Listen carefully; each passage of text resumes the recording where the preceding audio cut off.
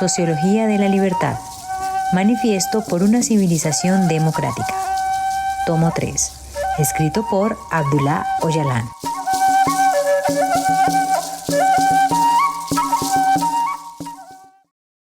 Capítulo 3. Algunos problemas de metodología. La metodología, el camino más corto hacia el objetivo, no es un concepto occidental. Ha formado parte de las escuelas de sabiduría de Oriente Medio desde la antigüedad. Siempre se han probado las formas más adecuadas de acceder al conocimiento. Aquellas con las cuales se obtenían los mejores resultados se convertían en métodos fundamentales. Por lo general, las escuelas de pensamiento desarrollan una lógica y una metodología basadas en los conceptos en los que más se centran. Cuando el centro hegemónico del sistema de civilización mundial se trasladó a Europa, también surgieron avances en muchos ámbitos que garantizarían la superioridad. Por ejemplo, de la metodología en el campo científico. La aparición de Francis Bacon, René Descartes y Galileo Galilei en los siglos XVI y XVII, cada uno de los cuales introdujo importantes enfoques metodológicos, está estrechamente vinculada al desplazamiento del sistema hegemónico a Europa. El desarrollo de la distinción sujeto-objeto, uno de los conceptos más importantes del método científico, está vinculado a la dominación de la naturaleza. Cuando los monopolios capitalistas, los nuevos instrumentos de acumulación de capital y poder, empezaron a explotar los recursos físicos y biológicos y los recursos que pertenecían a la naturaleza social, comprendieron rápidamente lo ventajosos que podían ser para la acumulación. La conversión en objetos de los recursos que pertenecían a ambas naturalezas contribuyó cada vez más a la acumulación de capital y poder. La contraparte intelectual de este desarrollo material es la división en el sujeto y objeto. Con Bacon, esto se reflejaba como una distinción entre lo subjetivo y lo objetivo, y con Descartes tomó la forma de una distinción tajante entre mente y cuerpo. Con Galileo, las matemáticas aparecen como el lenguaje de la naturaleza y el criterio con más peso al estudiar el objeto. Tras el largo periplo de la historia mesopotámica, un desarrollo similar al experimentado en la antigua Grecia se repite con singulares diferencias en Europa occidental. De hecho, la sociedad sumeria también había trasladado las experiencias vitales de la Alta Mesopotamia, maduradas a lo largo de miles de años, a la Baja Mesopotamia, que añadió entonces sus propias cualidades distintivas para crear una forma original. En los sistemas de civilización central, el sujeto siempre procede del capital y del poder. Representa la conciencia, el discurso y el libre albedrío. A veces es un individuo, otras veces en la institución, pero siempre existe. Los objetos excluidos del poder son los grupos bárbaros, los pueblos y las mujeres. Solo se piensa en ellos, como ocurre con la naturaleza, cuando sirven al sujeto como recurso. Dada la naturaleza de las cosas, no cabe imaginarles con otro significado. En la mitología sumeria, la historia de la creación del ser humano como siervo a partir de los excrementos de los dioses y de la mujer, salida de la costilla del hombre, reflejan la cosificación que surge desde las profundidades de la historia. La transferencia de este enfoque sujeto-objeto al pensamiento europeo exigió importantes transformaciones, pero no se puede negar que se desarrollará de esta manera. En la actualidad, la distinción sujeto-objeto se ha desvanecido, debido al auge del sistema del capital financiero. La hegemonía simbólica del capital financiero en este sistema de civilización central ha disuelto todos los antiguos estados sujeto-objeto. El hecho de que cada cual se posicione como sujeto unas veces y como objeto otras, según convenga, está estrechamente ligado a estas nuevas formas de acumulación de capital y poder. El capital y los aparatos de poder que se originan del nacionalismo, el fanatismo religioso, el sexismo y el cientificismo, tanto en la dimensión real como en la virtual, se han cernido sobre la sociedad. En esas condiciones, cada individuo e institución puede acabar debidamente en la posición de sujeto u objeto. Cuando los aparatos ideológicos asumieron el papel de los dioses en la sociedad sumeria, la transformación de la distinción sujeto-objeto fue inevitable. Al mismo tiempo, Las nuevas características simbólicas de los dioses y su dominio hacían obviamente superflua la distinción existente. La fragmentación gradual del conocimiento y la pérdida de lo sagrado en el curso de la historia de la civilización central se desarrollaron de forma similar. En todas las sociedades tribales y de clanes, la ciencia es un todo y sus representantes en la sociedad civil se consideran sagrados. La divinidad se atribuye a la ciencia y se asigna a todo según su deseo y esfuerzo, mientras que en la mitología este era el enfoque general. En la religión y la filosofía era el enfoque principal. La fragmentación original se observó principalmente en las ciencias naturales y las estructuras del conocimiento de Europa occidental. Las nuevas organizaciones del saber, academias y universidades se desvincularon cada vez más de la sociedad y, al servicio de los intereses de las élites del capital y del poder, pasaron a engrosar las filas de las instituciones favorecidas por el nuevo Estado leviatán. El proceso de convertir la ciencia en capital y fusionarla con el poder provocó también que la ciencia se alienara de la sociedad. Las sedes y templos de la ciencia que resuelve problemas se convirtieron en centros para crear problemas, efectuar la alienación y garantizar la hegemonía ideológica. Una disciplina científica desarrollada para cada recurso natural y social. Esta realidad demuestra por sí sola la interdependencia de la ciencia con el capital y el poder. El campo de la ciencia, sagrado para el conjunto de la sociedad, se ha alejado al máximo de servir a la sociedad. Las disciplinas científicas se han convertido en profesiones remuneradas e incluso en el propio capital. Se han convertido en cómplices muy peligrosos del poder. Sabemos muy bien que la producción de armas nucleares y de muchas otras armas mortíferas, así como todos los procesos que ponen en riesgo la destrucción del medio ambiente, tienen su origen en centros científicos. Quienes trabajan en estos centros no se preocupan por la verdad, la conciencia colectiva de la sociedad, sino que optan por facilitar la producción de capital y poder en la forma más eficiente posible. La primera pregunta que viene a la mente cuando se habla de trabajo científico hoy en día es ¿cuánto dinero va a aportar? Pero la sociedad espera que la ciencia responda a sus preocupaciones fundamentales. La sociedad, con sus necesidades materiales, ha llegado a considerar la ciencia como una profesión divina y así la ha aceptado. Otra de las causas de la crisis de la ciencia es la degeneración de la academia y la universidad.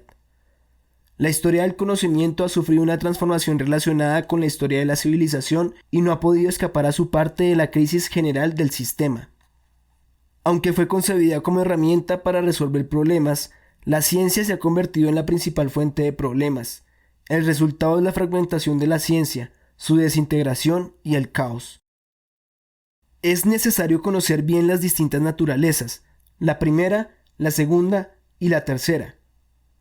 Toda naturaleza, excluyendo la sociedad humana, se cuenta como primera naturaleza.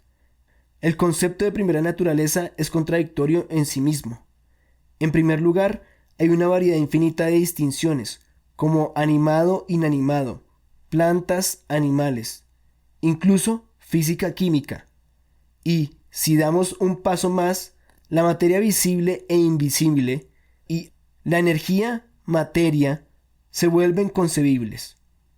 Por cada distinción podemos definir un tipo de sociedad.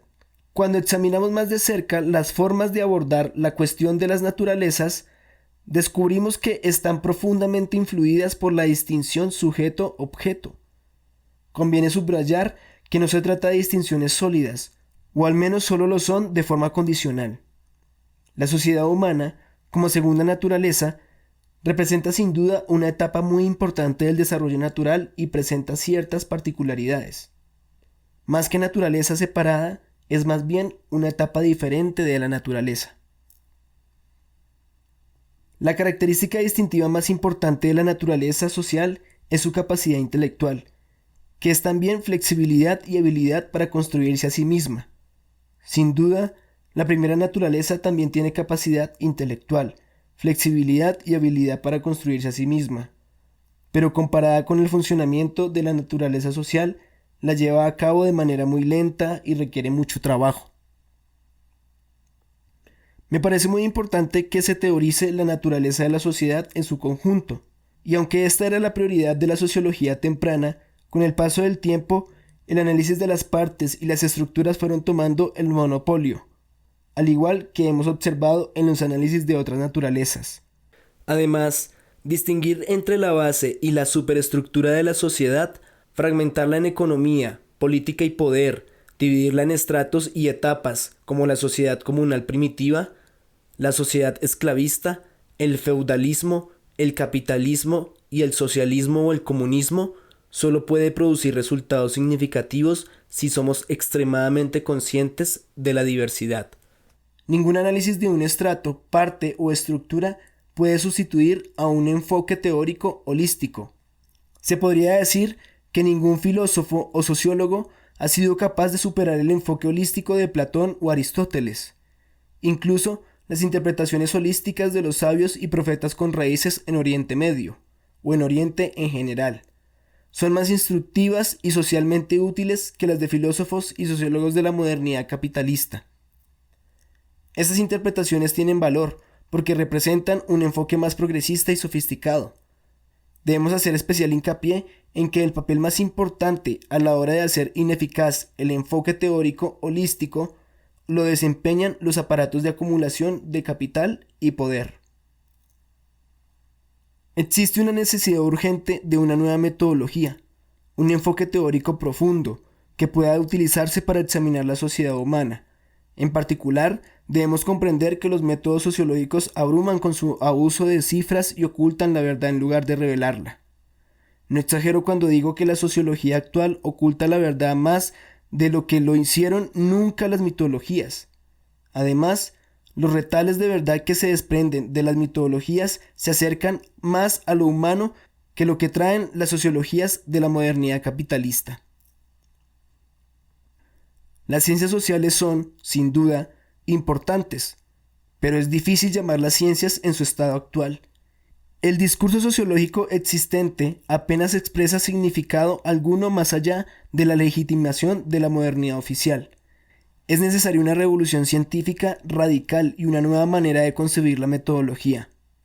Queremos fijarnos en la denominada tercera naturaleza, pero su exigencia es solo posible con una revolución científica y metodológica. La tercera naturaleza, como concepto, se refiere a un estado de armonía restaurada entre la primera y la segunda naturaleza.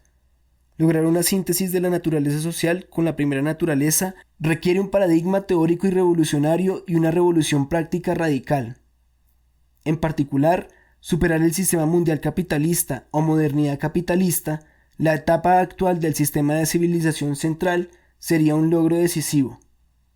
Para ello, aunque vaya lento, debemos desarrollar constructos de civilización democrática, hacer avances sociales en la ecología y el feminismo, crear un arte funcional de la política democrática y construir una sociedad civil democrática. La tercera naturaleza no es una promesa de un nuevo paraíso o una utopía, sino una manera renovada de participar por parte de los seres humanos, ahora con mayor conciencia de la naturaleza, en una convivencia en armonía, protegiendo la diferencia. Esto no se trata de una intención o de una promesa utópica, sino del arte de vivir bien y con belleza, que tiene un significado práctico en la era contemporánea. No hablo de biologicismo, estoy al tanto de los riesgos de este tipo de enfoque. Tampoco me refiero al paraíso utópico, divino, que promocionan los aparatos de acumulación de poder y capital. Veo lo que esto supone y las peligrosas consecuencias que sus intenciones conllevan. El comunismo vulgar, la promesa paradisíaca del materialismo, es también primitivo y disfuncional, una suerte de variante extrema del liberalismo. De nuestras experiencias cotidianas podemos deducir que toda promesa del liberalismo huele a azufre. En cualquier caso, la tercera naturaleza sería algo a conseguir a largo plazo. Solo fomentando el carácter ecologista y feminista de la sociedad se llegaría a un sistema democrático, un régimen para conseguir la libertad y la igualdad basadas en la diferencia, preservando la primera y segunda naturalezas. La naturaleza social del ser humano tiene la capacidad de crear este escenario. Aproximarse a la cuestión de las diferentes naturalezas con esta metodología conduce a resultados más significativos, en lo teórico y en lo práctico. Otra cuestión metodológica importante es la relación entre universalidad y relativismo. Interpretar esto como una universalidad del significado o la particularidad del significado se basa en el mismo contenido. Nos enfrentamos a un problema metodológico que requiere un análisis cuidadoso. Podríamos definir este problema como una nueva instancia de la distinción sujeto-objeto. Los rígidos planteamientos del capital y de los aparatos de poder se denominan leyes y son el resultado de las condiciones materiales que subyacen a esos problemas metodológicos. Desde esta lógica se denomina universalidad a un enfoque legalista y se utiliza como herramienta de legitimación ideológica. No debemos olvidar que la ley es un producto del poder, ni tampoco que el poder es capital. El imperio del poder se llama ley. De hecho, la ley se hace más fuerte cuando es universal, hasta el punto en que es imposible oponerse a ella. Así es como se empieza a construir a Dios a ojos humanos. El ser humano que ostenta el poder no puede dictar abiertamente, por eso diviniza su gobernanza. Cree que puede aferrarse más fácilmente a poder utilizando esta ingeniosa herramienta de legitimación. Debemos entender claramente que los esfuerzos de este tipo han sido una fuente sustancial para todas las universalidades. El relativismo se presenta como el polo opuesto, pero, en esencia, es muy similar al universalismo. Denota el estado del ser humano degradado y completamente alejado de cualquier norma, planteamiento o metodología. El relativismo deja la puerta abierta a la perspectiva extrema que hay tantas normas, enfoques y metodologías como personas. Como esto es imposible en la práctica, es inevitable que el relativismo caiga cautivo de las leyes del universalismo, mientras que un punto de vista exagera el grado de inteligencia de la sociedad humana y lo eleva al nivel de una ley universalmente válida. El otro subestima hasta el punto de reducirlo a que cada quien tenga su propia ley. La inteligencia social puede interpretarse de forma más realista tratando las leyes universales, y el relativismo no como polos opuestos, sino como dos estados entrelazados de la realidad natural. Adoptar este enfoque podría conducir a una narrativa más productiva. Las leyes universales inmutables conducen al progresismo lineal. Ese es el defecto del progresismo. Si fuera cierto que el universo se mueve constantemente hacia un objetivo, debería haberlo alcanzado hace mucho tiempo, dado el concepto de eternidad pasada, que incluye el infinito. Por el contrario, el relativismo incluye el concepto de ciclicidad eterna, pero si eso fuera cierto, no se habrían producido las transiciones y desarrollo universales existentes. Por ello, el progresismo universal y la ciclicidad son conceptos metodológicos demasiado defectuosos para explicar el desarrollo universal. Esencialmente diferencian unificando y cambiando. En resumen, ambos enfoques son metodológicamente defectuosos. Creo que la metodología más cercana a la verdad debe permitir el cambio por diferenciación e incluir tanto el instante presente como la eternidad. Así como la progresión es cíclica, la ciclicidad implica progresión, y la eternidad está oculta e inherente al momento presente. Mientras que la totalidad de las formaciones instantáneas contienen eternidad, todo ello ofrece un enfoque metodológico más claro y comprensible para establecer un régimen de verdad. Es importante abordar algunos aspectos de la metodología dialéctica. Sin duda, el descubrimiento de la metodología dialéctica fue un logro extraordinario. La observación minuciosa de cualquier punto revela el carácter dialéctico del universo. El problema aquí es cómo definir la dialéctica. La diferencia entre las interpretaciones de las dialécticas de Hegel y Marx es bien conocida, y ambas han tenido consecuencias muy desagradables y destructivas. La interpretación hegeliana tuvo terribles consecuencias con el ascenso del fascismo y derivó en el Estado nacionalista alemán. Aunque los resultados fueron diferentes, las estrechas prácticas socialistas reales orientadas a las clases de los sucesores de Marx también condujeron a muchas consecuencias negativas y a mucha destrucción. Sin embargo, sería mejor buscar los errores cometidos por aquellos que han malinterpretado estas dialécticas de manera importante y no buscarlos en Marx o Hegel. Además, sería un error atribuir el origen de la metodología dialéctica a Hegel y Marx. Tampoco sería del todo correcto atribuir al pensamiento griego antiguo. Las interpretaciones dialécticas abundan en la sabiduría oriental. No cabe duda, sin embargo, de que tanto la Grecia antigua como en Europa durante la Ilustración se hicieron contribuciones significativas. No se puede interpretar la dialéctica como la unidad destructiva de los contrarios, ni interpretar el cambio como el devenir y la creatividad del momento en ausencia de contrarios. La primera concepción conduce a una tendencia vulgar a ver siempre los polos como hostiles, lo que no hace más que ver el universo como desordenador y en caos permanente. Este último enfoque conduce a una comprensión del desarrollo sin tensiones, desprovisto de opuestos, carente de dinámica propia y que siempre requiere una fuerza externa que no puede validarse de forma realista como causa. Sabemos que esta es la puerta de entrada a la metafísica. Por lo tanto, es de suma importancia liberar la metodología dialéctica limpiándola de dos enfoques extremos. Podemos observar una dialéctica constructiva y no destructiva. Por ejemplo, el ser humano representa un desarrollo dialéctico que posiblemente sea muy antiguo, aproximadamente de la edad que se determina del universo. Los seres humanos no solo están formados por todo tipo de cosas, desde partículas subatómicas hasta átomos y moléculas más complejos, sino que también llevan en su interior todas las fases biológicas. Pero es innegablemente una dialéctica constructiva y de desarrollo. Sin duda, surgen ciertas hostilidades en los tan debatidos conflictos de clase, a los que podríamos añadir los conflictos tribales, étnicos, nacionales y sistémicos.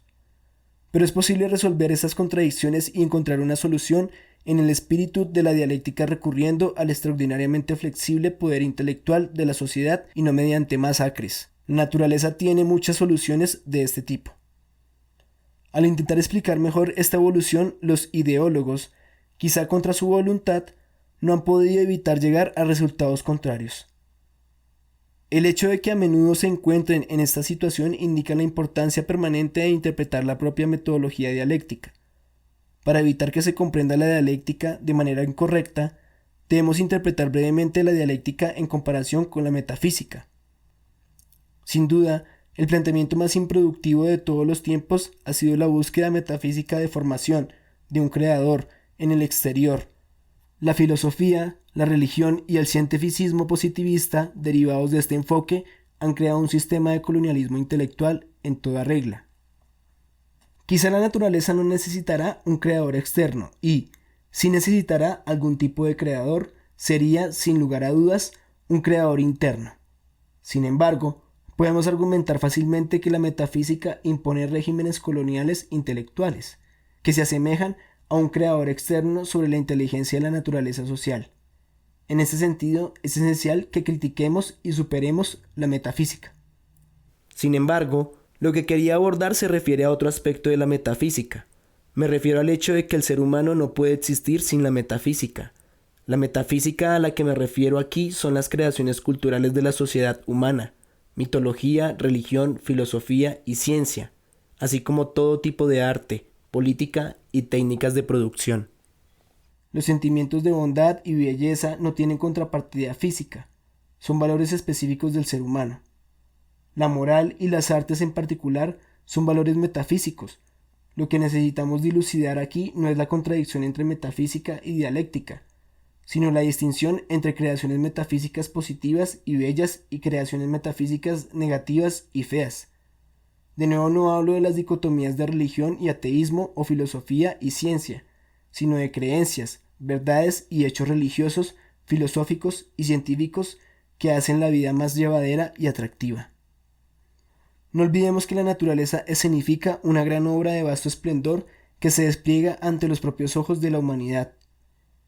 En este escenario, el ser humano no puede desempeñar el mismo papel que la naturaleza. En el mejor de los casos, pueden organizar sus vidas a través de piezas que ellos mismos construyen. La descripción del teatro como espejo de la vida tiene su origen en esa profunda verdad. Lo importante es que reduzcamos al mínimo los aspectos malos y feos y los errores de esta etapa de la vida y maximicemos la verdad, la bondad y la belleza. Cuando hablamos de metafísica buena, bella y verdadera, nos referimos a esta cualidad humana profunda y no a la metafísica que nos vuelve ciegos, sordos y entumecidos. Estoy convencido de que estas aclaraciones son de gran importancia en la comparación metodológica de la dialéctica y la metafísica.